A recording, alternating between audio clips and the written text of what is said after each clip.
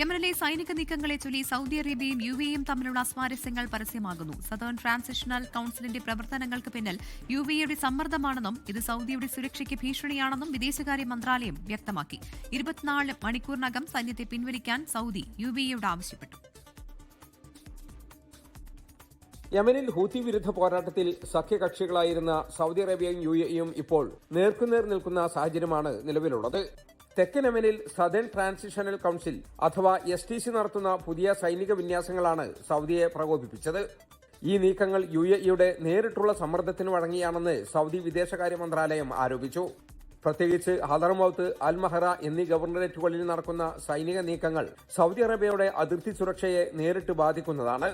അയൽരാജ്യമായ യമനിലെ സമാധാനാന്തരീക്ഷം തകർക്കുന്നതും സ്വന്തം സുരക്ഷയെ വെല്ലുവിളിക്കുന്നതുമായ ഒരു നീക്കവും അനുവദിക്കില്ലെന്ന് സൗദി വിദേശകാര്യ മന്ത്രാലയം വ്യക്തമാക്കി. ദേശീയ സുരക്ഷ എന്നത് തങ്ങൾക്ക് വിട്ടുവീഴ്ചയില്ലാത്ത റെഡ് ലൈൻ ആണെന്നാണ് സൗദിയുടെ പക്ഷം. 24 മണിക്കൂറിനുള്ളിൽ യമനിലെ തന്ത്രപ്രധാനമായ മേഖലകളിൽ നിന്ന് സൈന്യത്തെ പിൻവലിക്കാൻ സൗദി UAEക്ക് കർശന നിർദ്ദേശം നൽകിയതായാണ് റിപ്പോർട്ട്. റിയാദ് കരാറിന്റെ ലംഘനമാണ് ഇപ്പോൾ നടക്കുന്നതെന്നും പ്രശ്നങ്ങൾ പരിഹരിക്കാൻ സൈനിക മാർഗമല്ല മറിച്ച് രാഷ്ട്രീയ ചർച്ചകളാണ് വേണ്ടതെന്നും സൗദി ഓർമ്മിപ്പിച്ചു.